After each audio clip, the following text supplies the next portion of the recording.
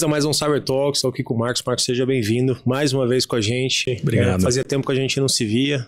Hoje deixou um pouco o pessoal de cabelo em pé com a parte da AI. Eu acho que esse é o ponto que a gente falar. Seja bem-vindo, Marcos. Muito obrigado. Assim, só comentar um pouco, né, do que a gente, enfim, acabamos discutindo hoje. As preocupações com o Gen AI, acho que é um tema super latente, mas acho que trazer um caso, inclusive, que foi revelado pela Microsoft mais recentemente, que é a dificuldade de segregação de dados dentro de um modelo de LLM.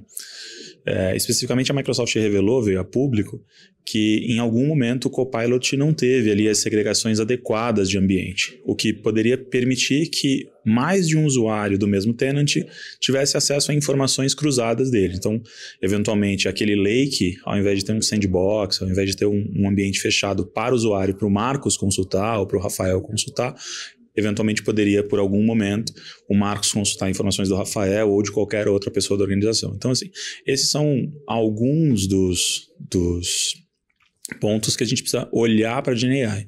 Essa preocupação não é nada novo, isso já existia em outras abordagens com dados, que é o modelo de segregação de dados, né? Ou você coloca um lake onde todos podem acessar, ou você cria ambientes segregados para cada um consumir. É um ponto bem interessante, porque traz, acho que, uma nova dinâmica, né, no acesso de dados, no acesso, acho que, de tenants que todo mundo tem com a Microsoft, e quanto de visibilidade outros podem ter ou não. Eu sei que tem os controles, que a Microsoft com certeza retificou o que tem que retificar, porém, existe sempre a dúvida agora, já que uma vez aconteceu. Então existe essa perspectiva, né? Essa perspectiva. Acho que assim, os controles sobre dados, né, especialmente no Copilot, estão super robustos, mais robustos hoje em dia, mas qualquer modelo de LLM traz esses questionamentos. Acho que o primeiro momento de adoção desse ponto que a gente até comentou, né, Gen AI não é uma inovação. A velocidade que ela traz é Achei o ponto, by the way, a propósito de velocidade, muito legal sobre o que você falou. Só para deixar também super claro aqui, na minha leitura, que Gen AI está para dados, assim como computação em nuvem está para infraestrutura. O que ele traz como inovação é a velocidade e o autosserviço. Então, acho que isso aqui é o ponto que mais move o ponteiro em questão. Mas voltando à segregação de dados que a gente está falando aqui, quando a gente olha especificamente para este ponto, a gente observa que tem outras coisas que a gente pode não ter clareza. E talvez a abordagem, especialmente com o Gen AI agora, ou com qualquer tecnologia, é a abordagem incremental. Muito do que a gente já faz com o business, com o MVP. Então vamos abordar, num primeiro momento, com uma LLM própria, instalado dentro da sua própria infraestrutura, seja on-prem ou em cloud, isso pode ser decidido pela companhia, e depois, aos poucos, irem adotando tecnologias como SaaS ou, enfim, outros produtos com um nível de risco mais elevado. Marcos, para a gente terminar aqui, a gente está fazendo a nova perspectiva e tendências 2025. Então, imagina que você tem uma bola de cristal aqui, entendeu? E você vai falar o que você pode falar que pode ser a tendência de cibersegurança em 2025. Olha, o mercado... Ou tendências, né? Bacana. O que eu vejo de maneira bastante prática, que eu digo que não é exatamente uma tendência, mas é uma realidade, são, primeiro, a gente falar sobre computação quântica. Isso é um negócio que o NIST está trazendo de maneira bastante veloz, então acho que é algo que a gente precisa olhar, porque a evolução em computação quântica pode tornar todos os nossos algoritmos de criptografia obsoletos numa velocidade muito rápida. Então o NIST está bastante preocupado com isso, e com a evolução acho que isso é uma tecnologia emergente e um risco que a gente precisa olhar.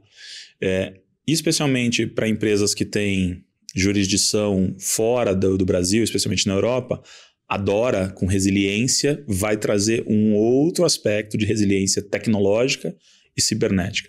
E, por fim, Gen AI, que já é uma realidade, trazer outras abordagens, seja de segregação de dados, como a gente comentou aqui, seja, eventualmente, de um LLM WAF para proteger os dados que estão sendo abordados, ou seja, a gente usar a Gen AI para combater os criminosos, porque a guerra é assimétrica. Então, os criminosos usam Gen AI para criar conteúdos sintéticos, vídeos, fotos, para tentar bypassar os controles de biometria e coisas do tipo, mas a gente também vai ter que utilizar estes mesmos TTPs, né, para trazer a linguagem dos atacantes, para a gente se proteger. Então, acho que para a guerra ficar mais simétrica, o uso de GenAI pelos times de cibersegurança são pontos importantes. Muito interessante. Só vou fazer um ponto da Dora. Legal. Acho que a Dora ela chega na Europa. E acho que muito interessante que vocês estão olhando por ela aqui no Brasil, na parte de incidente. Vai fazer uma baita diferença. Eu acho que lá na Europa, a Europa está na frente em vários regulamentos. Então, acho que logo, talvez outros países possam trazer esses modelos, né? Não somente a DORA, mas também o NIS 2.0, que é outro regulamento que está Exatamente. Assim, acho que alguns mercados que estão à frente da gente em alguns ângulos, né, trazem esses aprendizados. A DORA é um deles, enfim, a gente teve a LGPD que foi adotada aqui depois da GDPR, então acho que estar conectado com esses movimentos de leis de proteção de dados, como é esse caso aqui, ou eventualmente de resiliência, trazem este olhar. Então, as tendências eu olharia especialmente para outros mercados, coisas que estão sendo adotadas, para que a gente possa trazer para cá. O que eles fazem também conosco, né? No mundo de cyber fraud, Brasil e México são os mais criativos, então eles olham para a gente para aprender conosco. Eu acho que essa é uma troca mútua entre geografias super importante. Obrigado, Marcos. Obrigado por estar com a gente mais uma vez. Eu que agradeço. Agradeço mais uma vez sua participação também no nosso Roundtable. Excelente. Muito obrigado. Valeu. Até mais.